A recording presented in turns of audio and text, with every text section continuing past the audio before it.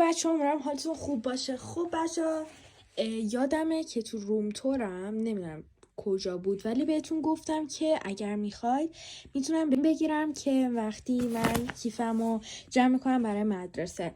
خب الان به خاطر شما تمام کتابامو آوردم، تمام دفترمو آوردم، مدادامو خودکارمو انجام دادیم ریختم بیرون که با هم بذاریم توش و ظرف غذا و قمقمم آوردم. و اول خب میایم خودم کیفم خالی میکنیم که برای امروز بود. روز فارسی اون که اجتماعی داشتیم، فارسی داشتیم، ریاضی داشتیم،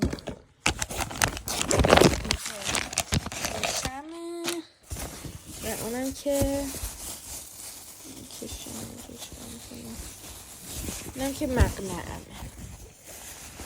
خب بعدش میریم زیپ جلو رو خالی میکنیم که زیاد تمیز نیست، بخاطر قرار با امروز تمیز کنیم.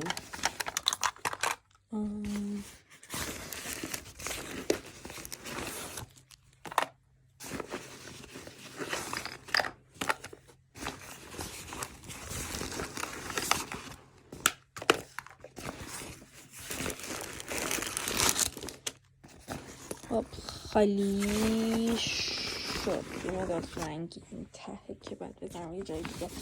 خب حالا اول میایم از پوشم. ببخشید فقط این پوشه خالی داشتم، بقیه پوشه هم توش مثلا کاغذ آتر و کاغذ خضار. خب میخواد بهتون تو پوشم رو نشون میدم. خب اول اینجا تحقیق حضرت یوسف رو داریم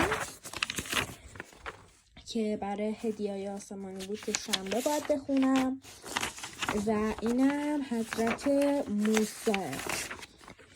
بعد اینم که امتحان فارسیمه، این نقاشیه، اینم کاربرگ ریاضیمه که خانممون آخر هفته ها به همون میده، و اینم برنامه هفتگیمه. خب بریم ببینیم که امروز چهارشنبه است چی داریم. ریاضی، خط، علوم اجتماعی، ورزش و انشا و نگارش. خب بریم پیدا کنیم. اول زنگ ریاضی. این دفتر ریاضی هستش.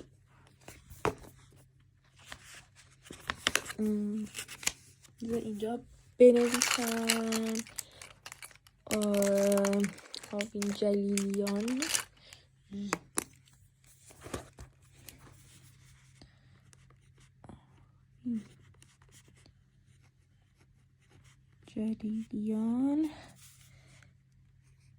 کلاس 6 ریاضی. خب این صفحه رو ولش کنید. قبلا برای امتحان نهایی 5 من اینا رو انجام دادم. خب بینیم با اول مهر که از عدد نویسی شروع کردیم، تزیینات، و اینجا هم هنوز اول مهره با رقم های چند و چند، یه عدد 3 رقمی فرد بنویسید. اینجا هم مثل همونه الگویابی. اینجا هم بزرگترین عدد، مثلا اینجا تقسیم، بازم تقسیم که من اینجا ستاره گرفتم. نه معلمش رو با این کار میکنه یا نه. یه سوال میده که بعد میگه بچه‌ها این سوال ستاره داره، هر کی که این سوالو درست انجام بده یه ستاره میزنه، بعد آخر سال هر کی بیشتر ستاره داشته باشه یه جایزه میگیره. بهش نکته در مورد عددهای زوج و فرد، مضرب‌های عدد، جواب سوال 2 تمرین صفحه 6. اینم گسترده نویسی و ایناست. بعدش اینجا این برای دیروزه که یه تم زدم، تم سبز و قرمز خیلی خوشگله و هم میاد. کدام یکی از عددات زیر بر 6 بخش پذیر است؟ نکته: در جای خالی رقمات مناسب بنویسید تا عدد حاصل بر موارد داده شده بخش پذیر باشد. بعدش اینجا هم تقسیم داریم. این برای امروز یادم رفت بگم 2 ستاره گرفتم عزیزان. بعدش اینجا هم عددهای زیر رو از کوچک به بزرگ بنویسید که در مورد منفی و مثبته. اینجا هم قرینه هر عدد رو نسبت به مبدأ یا همون صفر بنویسید. اونم مثبت و منفیه. اینم اعدادی که 2 رقم سمت راست آن 2 تا 0 25 50 75 باشه حتما بر 25 بخش پذیره. اینم جدول. اینا دیگه همش منفی و مثبته که تازه یاد گرفتیم و دیگه ببینیم فردا تو دفتر کار میکنیم یا نه. بعدش هم کتاب ریاضیم هستش. یه همه اینجور رو نشون میدم. این جواب یکی از سوالات این صفحه است و اینم منفی و معرفی اعداد صحیح یا همون منفی و مثبت. آره دیگه همینه برای ریاضیم. یه دفتر و یه دونه کتاب بذاریم.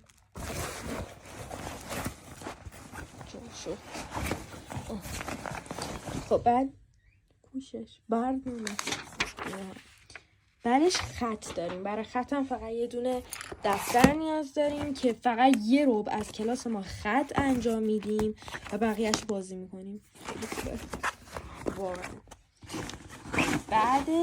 بعد از خط علوم داریم که برای علوم عزیزان ما باید تحقیق انجام بدیم و همین الان من تمومش کردم، یعنی نوشتنشو نه فقط که بهتون میخوام نشونش بدم.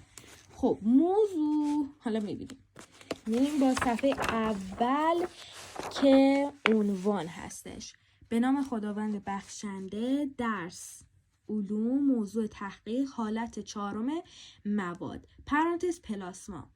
خب شما اگر 4 5 میدونین که ما 3 مواد داریم: گاز، مایع و جامد مایع گاز.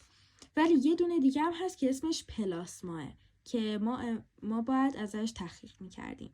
بهش نام نویسنده آوین جلیلیان، نام معلم خانم جباری، نام مدرسه گلها، کلاس 6 تاریخ.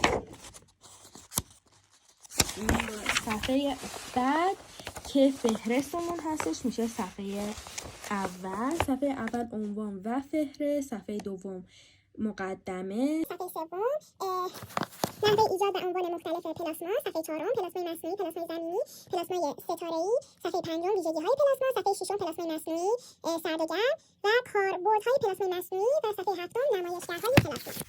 صفحه دو هم مقدمه است که خلاصه از تحقیق اون کلا موضوع چیه، خلاصشه. باش بریم حالا تحقیقمون رو چی شروع میکنیم. یه چند خط می نویسیم، اگر شکل میخوایم می نویسیم و بازم تحقیقمون رو ادامه میدیم. بعدش میریم صفحه بعد که موضوعات دیگه است که همون پلاسمای مصنوعی و پلاسمای زمینی و پلاسمای ستاره‌ای. بعدش میریم صفحه بعد ویژگی های پلاسما، اونم تموم کردیم. میریم صفحه بعدش اینم پلاسمای مصنوعی و کاربردهای پلاسمای مصنوعی. اینم نمایشگرهای پلاسما، صفحه 7 که همیشه خب اگر نمیدونی منبع چیه شاید معلمتون بهتون نگه وقتی تحقیق میکنین اصلا اینجوری بگید. خب منم اولین بارم که اینجوری تحقیق کردم. منبع یعنی بگین که از سایتی که اینا رو پیدا کردی این همین پاراگرافش رو بنویسی و اسم سایت و تمام.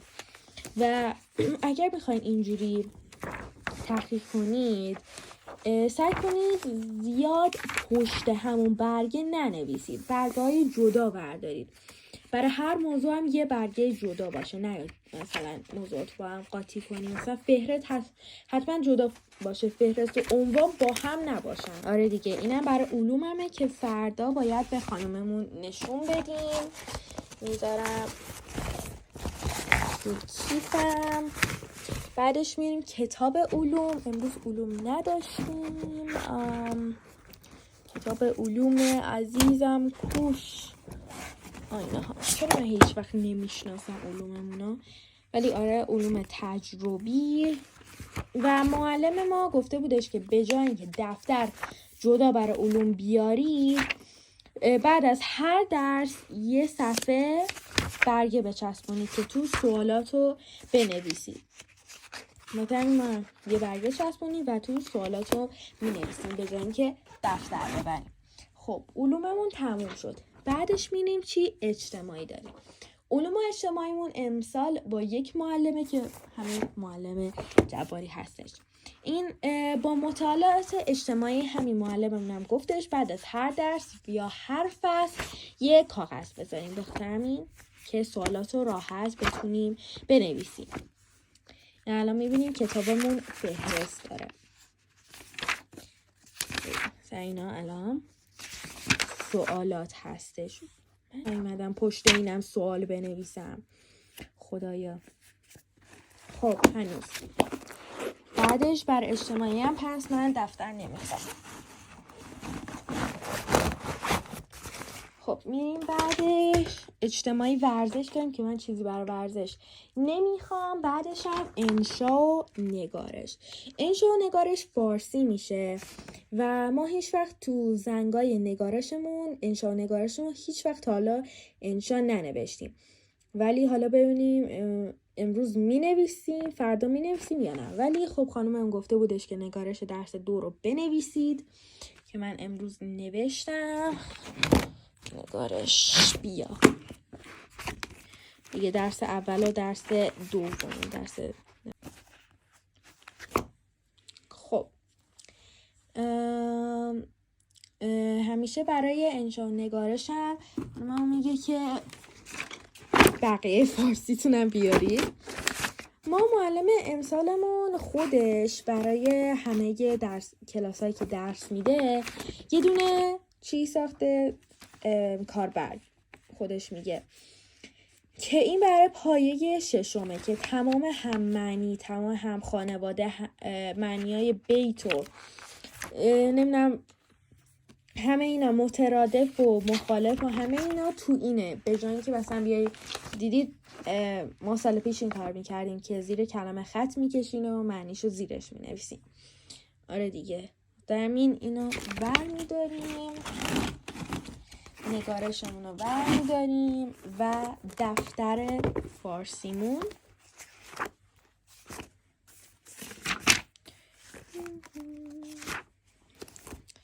خب دفتر فارسیمون. خب دیگه الان فقط پوشم میمونه که حالا اونو بعدم میذارم. شما اینو میخوایم پوشه جمع کنم. ببین با یه چیز باحال جامدادی جمع کردن، این خیلی باحاله. این جامدادی رو میبرم چون جسیاله. با یه جامدادی جدید بگیرم که با کیپ جدیدم ست باشه عزیزم. شوخی میکنم، فعلا همین رو استفاده میکنم. اینا. خب من چیا میبرم امروز؟ میخوام یکم ببینم چیا واقعا میبرم. همیشه همینجوری بدید. امروز میخوام فیلم بگیرم و همه چی رو دقیق به شما توضیح بدم. اول تو بزرگه هایلایتر و ماژیک و اینا رو میذاریم. خودکار، یعنی خودکار سبز، 2 سبز کم رنگ، بنفش، سیاه، قهوه‌ای. کو اینو درشو پیدا کردم. اینها. این مداد نوکی بچه ها از فابرکستره. من نمیدونستم بالش پاک کنه، بعد همین چند روز پیش فهمیدم، اصلا خیلی خوشحال شدم. ولی خیلی مداد نوکیش خوبه، اصلا بهترین مداد نوکی. من در اینو ببندم شما اینجا رو تماشا کنید که چه گندکاری هستش. خب من خب بعدش یه خودکاری که ترش بابلتیه که آبی رنگش، یه خرگوش که بهم هدیه دادم و بچه من یه تم خرگوش زدم، یعنی تم هویج زدم سال، یعنی یه چند چیز هویجی دارم. یه دونه خودکار هویج، یادم رفت اسم ایناشی بود، اسم انگلیسیشو فقط یادم میاد کلکولیتر، ولی اسم فارسیشو یادم نمیاد. خب کاتر و پاکن خیلی خوشگلن. یعنی خب خودکارا رو میذاریم. با اول بذار خودکارا رو نشون بدم، بعدش خودکار قرمز و آبی که به نظر من خودکار قرمز، آبی و سیاه مهمترین خودکارا هن. نویسیم باهاشون. حالا پاکن میذاریم و پاکن خوبمان فبر تازه گرفتم، ببینید به چه روزی افتاده بدبخت. بعدش دیگه خب اینو نمیخوام دیگه، نمیذارمش، اونو برای کلاس نقاشی برداشته بودم، پاکن مدادیه. خب اینم نمیخوام.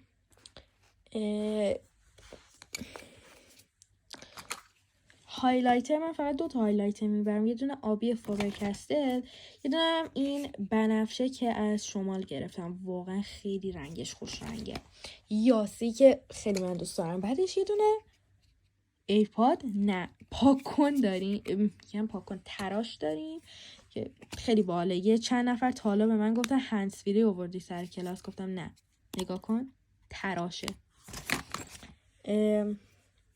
بعدش اینو میبردم مدرسه که تموم شد چسبش، گفتم این نمیبرم. اگر فکر میکنی این غلطگیره خیر، اگر نمیدونستی این چیه، به جای غلطگیر توش چسب 2 طرفه داشت که البته نمیخواست حتی بکنید، جلو میزدید و چسبناک بود. الان تموم شد چون خیلی کم توشون داره. بعدش غلطگیر، من از این غلطگیرا میگیرم چون به نظرم اون غلطگیر خیلی زود تموم میشه و یا خراب میشه. میذاریم این تو. خب دیگه چیزی ندارم، پس میریم با زیپ جلو که من مدادامو بذارم. خب اول مداد نوکی عزیزم بنفشم حتی. خب بعدش مدادای معمولی فابری، بچه فابر خیلی خوبه، استدلالم خیلی خوبه. خب بعدش میریم با چی؟ نوک. خب نوک من نوکام همه 7 همیشه معمولا، و یه چیز باحال خالم به من هدیه داد که فکر کنم شاید همتون دیده باشید که من تا حالا ندیده بودم، نوک مداد رنگی. این به جای این که با مداد معمولی یا مداد رنگی بیاری، اینو بردار بذار هر رنگی که میخوای تو نوکت، خیلی باحاله. خب بعد خب زیپ جامدادیمو میبندیم و میذاریمش تو کیفم. خب کتاب فارسیمو یادم رفت بچه ها، دارم فکر میکنم میبینم چی بذارم، یادم میفته که فارسیمو نذاشتم. بچه ها من الان میام کتاب فارسیمو گذاشتم، پوشم هم گذاشتم. خب بریم با چیز زیپ جلو که خیلی باله.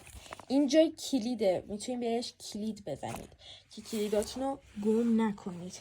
خب این زیپش پایین تر نمیره ولی خیلی جا داره، تا این پایین جا داره، پس میتونید خیلی چیز جا بدید. خب من اینو میذارم کنار که از بابام پول بگیرم، اینکه ببینم اگر خودم پول دارم بذارم توش. عزیزان این بوفه ما گرون فروشه آقا، اگه باورتون نشه بوفه ما یه هفته یه بار موچی میاره، باورتون میشه؟ کم مونده برای ما بیاد بابل تی بیاره، ولی آره دیگه موچی میده. موچی قطعا همتون دیگه میدونین موچی چیه، اگر نمیدونین یه دونه چینی ژاپنی هست، ژاپنی یا کره نمیدونم یا چینی اصلا نمیدونم، اون با نوتلاشو میاره و رنگای مختلف و بزرگ. اصلا من دهنم باز مونده بود، یعنی واقعا موچی آورده، زدم دست همه بچه های ما موچیه و دونه 50,000 تومن، واقعا گرونه ولی راشکه که ما موچی گرفتیم دونه 50,000 تومان بود. ولی چون ما بچه این خب یکم ارزون ترم بود بهتر بود. ولی هنوز شما تو کامنت ها بنویسید بوفه های شما اگه بوفه داری چی میذاره. ما بوفه سالمون خیلی داره چیز میذاره، موچی، لازانیا و کلی چیزای دیگه. خب حالا میذاریم که حالا میریم با اصل مطلب. عزیزان نشستم من براتون حرف میزنم. خب من دو دفترچه یادداشت جدید گرفتم که اینم برای امروز بود، فارسی و ریاضی و اینا. خب برو پایین.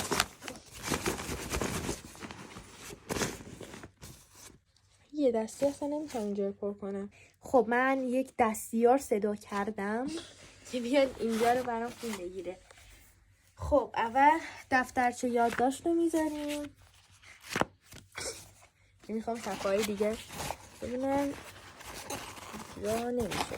برو پایین بودو بای بای. بعدش یه از این کالر نوتسا که معمولا بذارم تو دفترچم که بفهمم کدوم صفحه هستش. بعدش این که میذارم رو میزم و اینجوری میکنم. چند تا میبری یادداشت؟ 1000 تا. کیف رو سنگین میکنی؟ خیلی هم سبکی میزنم. پرگار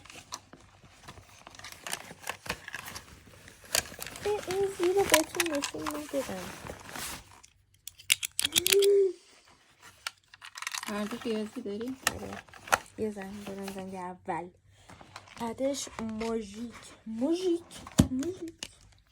این همه وایت بورد میبری؟ 3 تا بعد 3 دیگه.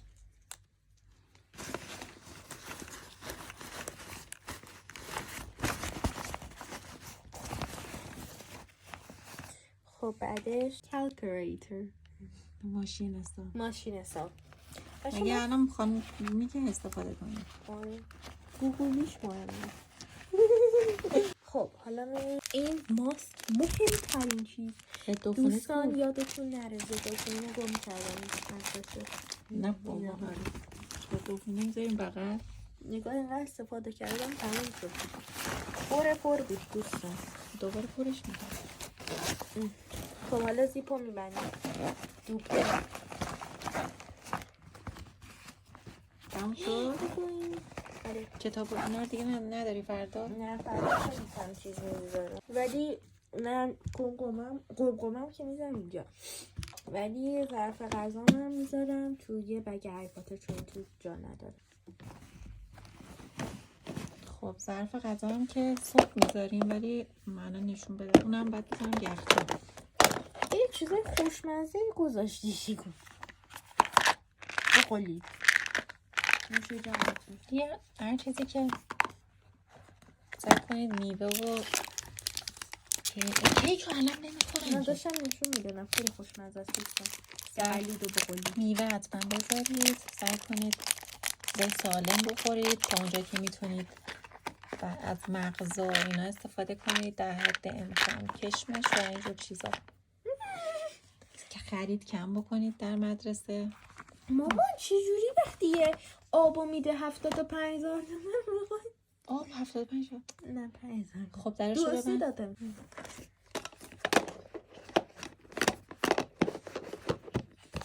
خب بچه اونم که از ویدیو خوشتون اومده باشه تا ویدیو بعدی.